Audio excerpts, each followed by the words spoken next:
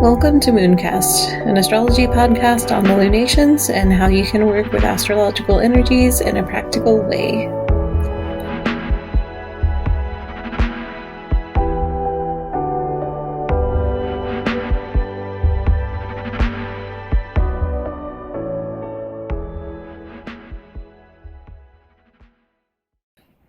Happy Monday, everyone, and happy Mercury retrograde, which is this evening at 5:14 p.m., just a little under a week till the eclipse.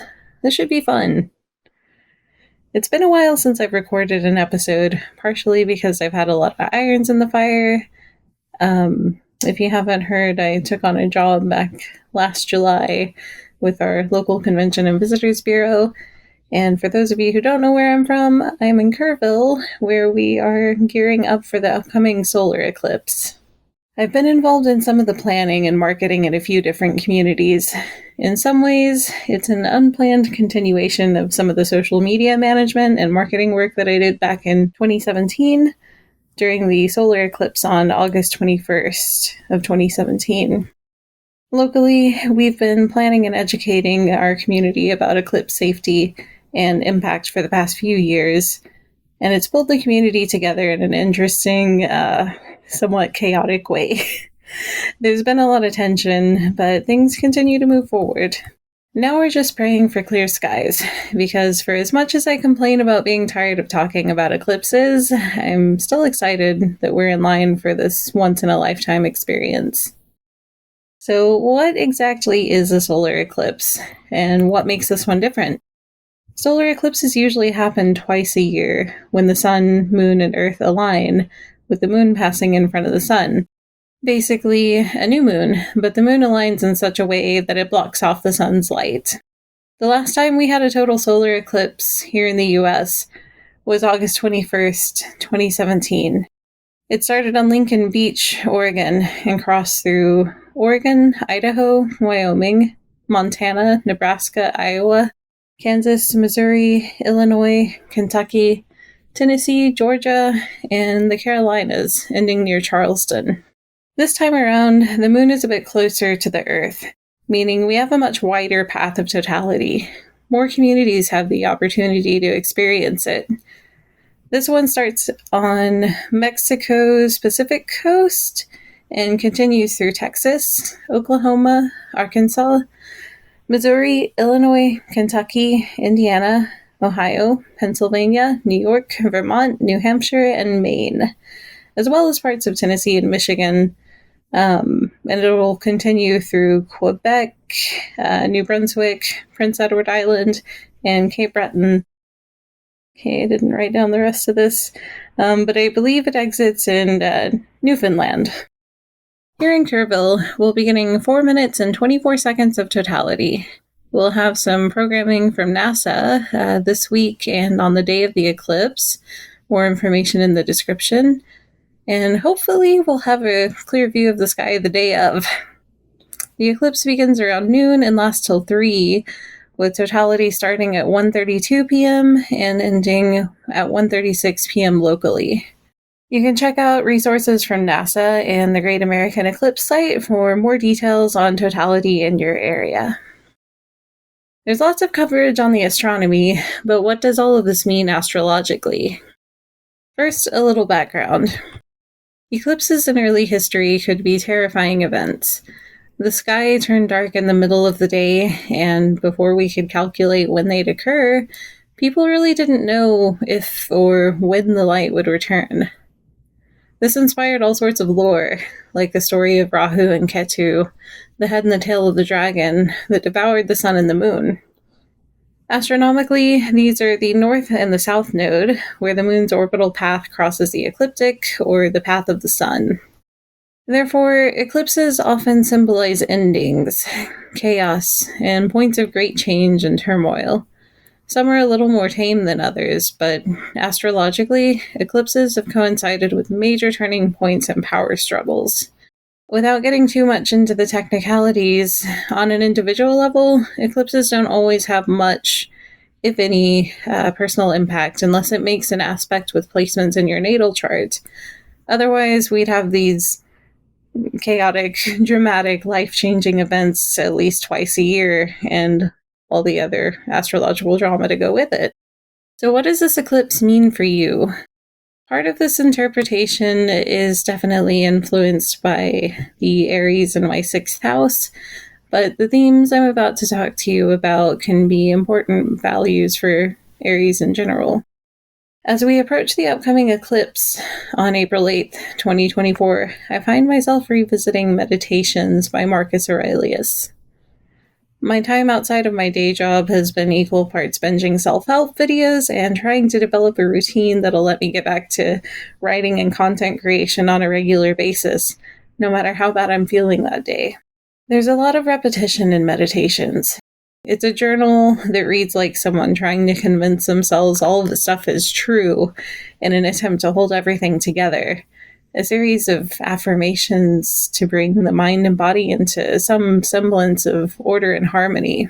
There's a lot in this book and its many adaptations, but this time around, one particular value holds my attention.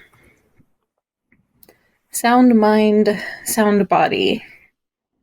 It's a simple idea, but not easily implemented, especially in today's busy world, where distractions run rampant. For the longest time, I was physically well. I would regularly go to the gym at work to let off some steam and tire myself out so I could get a good night's rest. I ate well, exercised, and went to all of my checkups. But I was also clocking in 10 to 13 hours a day at a mentally taxing job. And that's where the real killer revealed itself. Stress. Years down the road, I struggle with chronic pain and a bundle of hormonal issues that all seem to go back to one thing: stress. The week starts with a tension headache and ends with debilitating pain, and here I am struggling to crawl out of bed on Friday. All because I neglected my mental health for so long. So just as a healthy mind and body can make life good, neglecting the maintenance of either one of those things can lead to a nasty feedback loop. Maybe you suddenly wind up on a cane due to a sudden, inexplicable deterioration of your physical health. Ask me how I know. So what does all of this have to do with this lunation? It's the need for balance, to keep up with all that forward momentum. An eclipse where the new moon is close to the north node can lend feelings of extreme forward momentum, powerful drive, impulsiveness, and even obsession. The north node is the head of the dragon, detached from the body, so no matter how much it devours, it's always hungry. If you want to move forward for new opportunities that arise, it's important to do so in a way that's healthy and sustainable, so you can focus on enjoying the road ahead. With the sun's ingress into Aries, we get to another new year of sorts. The sun completes its journey around the zodiacal wheel and starts again in Aries. Aries, being the cardinal fire sign, is the fire starter. Aries transits carry the willpower and an energy to get things started, this solar eclipse especially. However, this new moon is ruled by Mars while it's in Pisces, very close to Saturn. This interaction calls into question our ability to sustain the things that we're starting on right now, bringing us back to the point above. A sound mind and a sound body are required to sustain our passions, or, in the case of the North Node, obsessions. We had time in Pisces season for ideas to brew and settle with one another. Maybe you did a lot of dreaming and hopefully wrote down some of those thoughts and ideas that came up during the sun's journey through Pisces. If you're feeling called to take action on any of those ideas, now is a great time to start them, keeping in mind the sustainability and long-term impact of these new things. Can you keep them going? What might you be giving up to work on these things? Mars and Saturn ask us to think about sustainability, but to also look at limitations and whether they come from within or without. Are they limiting beliefs?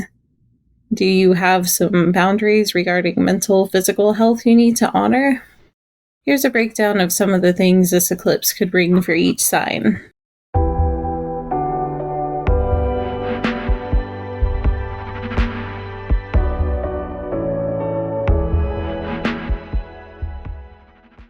Aries. During the new moon in Pisces, we talked about what the season was good for. Having ideas, dreaming, and introspection, tied up with a little R&R bow. Now, it's time for action. Revisit your dreams, your visions, and ideas, and start planning out what those will look like in the real world. How do they fit with who you are, or who you want to become? What first steps can you take toward actualizing your dreams? If you're meeting resistance, take some time to reflect on what's holding you back. What reservations do you still harbor? Assess your roadblocks and take some time to reflect on whether they're truly outside your control. Taurus. While you may feel called to action now, be careful about getting in your own way. Take some time on your own for introspection and make sure you're not working against yourself. Are you working toward what you really want? Self-sabotage comes in many forms, and sometimes there's a good reason for it. Rather than trying to tape scraps together, take a break and get to the root of the issue. Start again on a stable foundation so you can move forward with confidence and clarity. Gemini. Whether you're cleaning up your friends list or revisiting industry connections, this eclipse calls you to take a look at the state of your social networks and what circles you run in. If something doesn't quite feel right, it might be time to expand or reshape your community. Take some time to dream about what your ideal community looks like. What kind of support do you need right now? What kind of connections would you like to make in the near future? It's also possible that what you're looking for is right in front of you. Does it feel like any of the communities you participate in are ready for a big change? Cancer. What big changes are you feeling in your vocational world? This eclipse questions your relationship with your vocation and career. Are you finding fulfillment in your work, or are you feeling called to seek out new opportunities? This isn't just about your job, but the work you're known for, and the things, big or small, that you feel called to do. It's the work you find purposeful, whether you're paid for it in currency or energetically through appreciation or some other sort of support. Leo. The solar eclipse calls you to travel or expand your horizons in another way. Big changes are on the horizon, even if you're not quite sure how to make things happen yet. Your opportunities lie in experiences that stretch the mind, travel, education, or spiritual journeys. If you're feeling overwhelmed and like you need some guidance, now is also a good time to do some divination, whether that's doing a little reading for yourself or with a friend or trusted consultant. When was the last time you spent some time with your cards? Virgo. Something is coming to the surface in your zone of shared resources. Whether financial or energetic, take some time to assess your resources, debts, and overall cash flow. If you're involved in a partnership where careful management is needed, business or otherwise, take some time to go over things with your partner and get a second opinion if needed. Attention to detail will save you a lot of work in the long run. Look for blind spots or areas of stagnation and see what you can do to keep things flowing, but don't obsess over the details. Libra. Don't get so caught up in your day-to-day that you overlook important partnerships, current or potential. Whether in business or love, this eclipse is calling your attention back to your close partnerships. If you have someone you'd like to develop a closer relationship with, take some time with them and do a little dreaming. Talk about what the future looks like. If you're seeking partnerships, take some time to think about your values and what you most want in a partner. You'll find things get a lot simpler when you're clear on what you want. Scorpio. You might be feeling a little shake-up in your day-to-day. Take a look at the mundane things in your life. Your job, your health, your day-to-day routines. Are they still serving you well, or is it time for a change? This is the time to look at what's working and what's not. Take a little time to write about your ideal week. What things do you want to make more time for? What routines do you want to build? And if you need some inspiration, I am including a link in the description that talks a little bit more about crafting your ideal week. Sagittarius. What's your relationship with creativity? You probably have a lot of ideas swimming around, but when was the last time you took some time out to create something you truly enjoyed? And most importantly, did it feel good? Your zone of creativity isn't just about creating things, but finding pleasure in them. It could be the experience you had with a romantic partner, or the joy that comes from opening the oil paints with a blank canvas in front of you. Or maybe it's just the sort of enjoyment that comes from turning your ideas into something tangible, whether that's an article or a knitted slouchy hat. This eclipse calls your attention back to the things that bring you joy. Do you still enjoy your hobbies, or is it time for a new obsession? Capricorn. What work needs to be done at home? Whether you're rethinking your space or thinking about a big move, now is the time to explore what opportunities you have to either rework your home or find a new place where you can settle in for a while. You'll find that the limitations on what you can do with your home are mostly mental ones. Take some time to get creative and imagine what the space could be. This is a good time to figure out how to really make it yours, or start finding somewhere you can comfortably call home. If you're struggling with ideas, you might find it helpful to do some mind palace work. Aquarius. Something is sitting just below the surface of your mind, waiting to be expressed.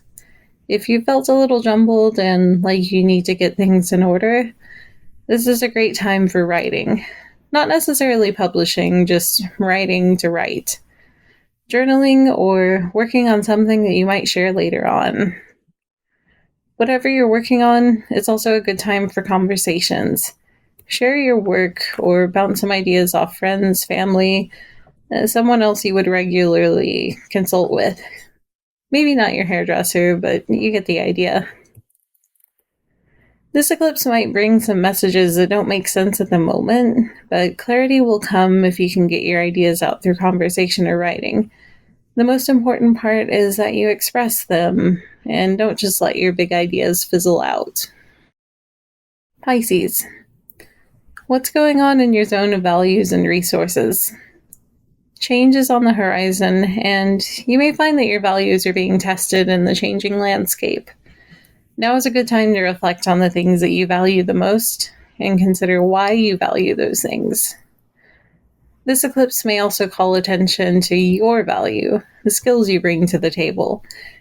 If you feel you're being undervalued and underappreciated, it might be time to take stock of your skills and remind yourself of all the things you have to offer. You'll likely find the list is longer than you thought.